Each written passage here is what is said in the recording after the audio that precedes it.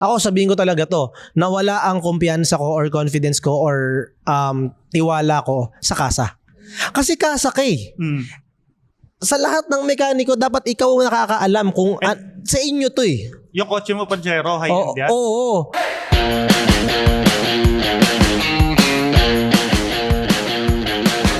Basahin mo. Eto na nga. Basa. Meron, mainit-init to eh. Mainit. Nung nakaraan lang eh. Mainit. So, based dito Si Paolo apektado kasi naka-Geely siya eh. Actually, di ba? Okay. Sobrang naapektuhan siya Pero eh. hindi ko nga alam kung ano nangyari dito eh. Sige, basahin mo para malaman natin. Ang sabi ni nitong content creator, ang headline niya grabe matindi. Okay. The worst car brand ever. Tapos tinag niya si Geely Philippines mismo. Tapos meron pang pangalawa, meron ng call to action agad. Correct. Malupit. Headline pa lang may call to action eh. Ano sabi?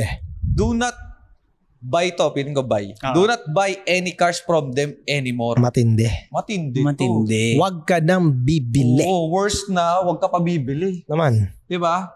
So, ano bang nangyari dito, Jobs? Ito kabisado cargo ito eh. Ano bang tungkol sa batong Paso, car guy. Paso cargo. Ang haba kasi. Mahaba kasi, guys. Guys, Mahaba. gusto ko sana basahin, mahaba. Oo, kaya lang super haba. Pero, I-ano mo, isama Alam mo ba? Alam mo?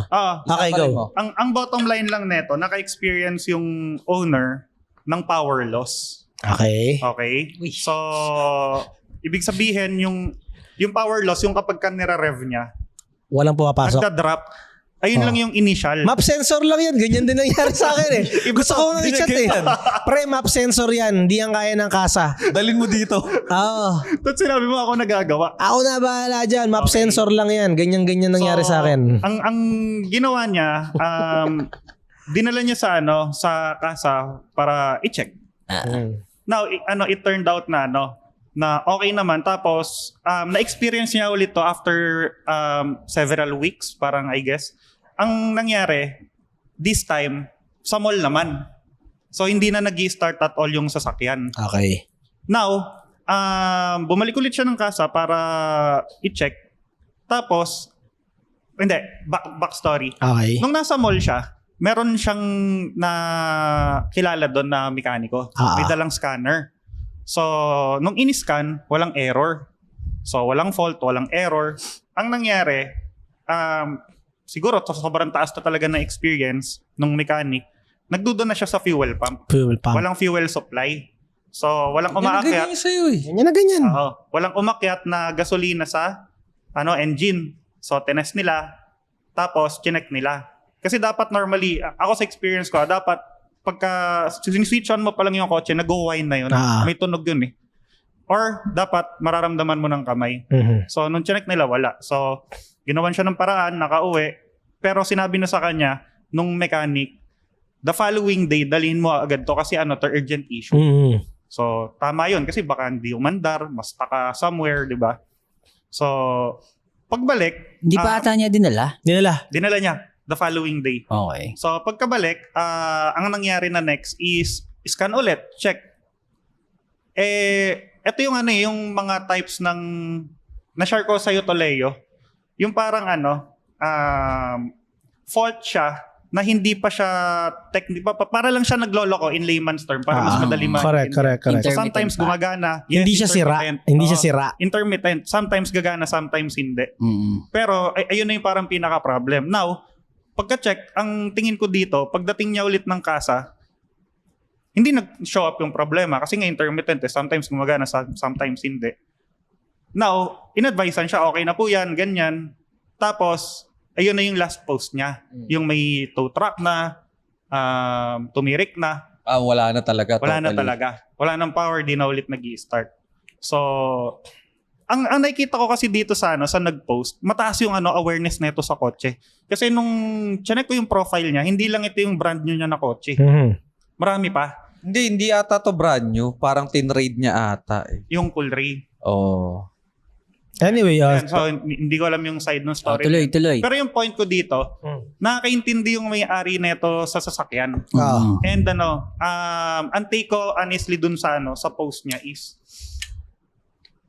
nagkaroon din siya ng patience eh. Kasi for several months sinantay niya yung kotse niya. And maybe 6 months daw almost. yes. Ngayon, 6 months. So maybe kasi in terms of yan yung mga brand new, yung mga newly released sa market, normally, yung mga pyesa niyan, mahirap talaga. Mhm. So, sa ko sa kanya, sa take ko dun sa post niya, nakakaintindi siya. Alam niya na sometimes ganyan, baka inaantay yung pyesa. Pero yung parang pinaka nagpaputok sa fuse niya, kumbaga. Yung pinaka nagpagalit sa kanya nung vinisit niya yung car. Ultimatum. Which is gano'ng katagal na sa kasa? After 4 months Oo, ata. around ganyan. Super tagal na. Nakita niya, nanggigitata na. So, nasa Madumi labas madumi. lang, Ayun, nakalagay. sa broad daylight.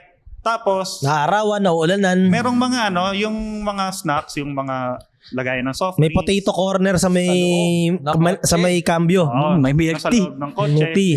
Na parang Tapos pinabayaan.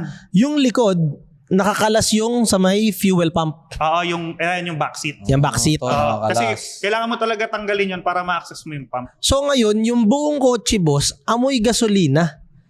Tapos Oo. nakabilad sa araw. Yun. So, At ang sabi niya, nawala na siya ng gana kuhanin pa yung kotse.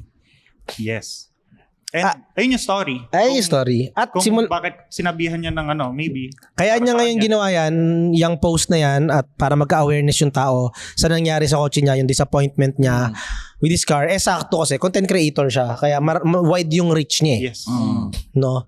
So, And actually to catch the Gilly's attention kasi if he's already waiting it for sabi natin Several 5 months. months, 6 months. Super tagal na tapos hindi na-actionan. Ang naita kong reason niya ba't niya ginawa to is to catch the attention na ano nangyayari sa kotse ko. Kasi even ako gagawin ko rin. yun. Tagal niyan. Paano kung halimbawa ako mayroon akong anak. Minsan madalas kaming lumalabas, umaalis. Merong mga sudden na punta ng hospital. Yeah. Di ba? So parang ang take ko dito, ginawa niya to catch the attention, which is minention din naman niya yun, di ba? Oh. So for Before- brand awareness lang, hindi siya for sabihin natin cancel. Yes. Ka-cancel mo yung brand. Cancel niya na rin. hindi eh. Okay. Kasi cancellation ang gusto niya mangyari kasi ang title ay The worst car brand ever. and Do not buy any cars from them anymore. so Yun na hindi yung lang galit basta niya. oo, 'di ba? Talagang ganun siya kadismayado. And ako before we go to the topic kasi siguro ako lang, bro. Chat mo ako. Yung problema mo, map sensor 'yan. I-refer kita dun sa kakilala kong napakalupit na mekaniko. Based on experience. Hindi boss, kasi ganyan din nangyari sa akin. Ano Walang din ako? Hindi, iba yung sayo eh. Iba. Iba ba? Ito kasi ayaw talaga mag-start up. Ito si Cargay. Hindi. Okay, sabihin natin hindi same ng sira, pero halos same experience. Yes. To the point na ang dami kong dinalang iba't ibang mekaniko, Pati sa kasa. hindi nila Na-resolve. na-resolve. Kasi ako sabihin ko talaga to, nawala ang kumpiyansa ko or confidence ko or tiwala ko sa kasa. Kasi kasa kay. Sa lahat ng mekaniko, dapat ikaw ang nakakaalam kung sa inyo to eh. Yung kotse mo, Pajero, high-end yan. Oo. Ang nangyari boss sa kasa, hindi nila magamot. Ang recommendation, it's either bili ka ng second hand na transmission, which is papalo ng mga 200,000. Surplus to surplus. Or bumili ka ng brand new, which is papalo ng 600,000 to 700,000. Para ka nang bumili ng bago. So, anong title ng content mo na yan?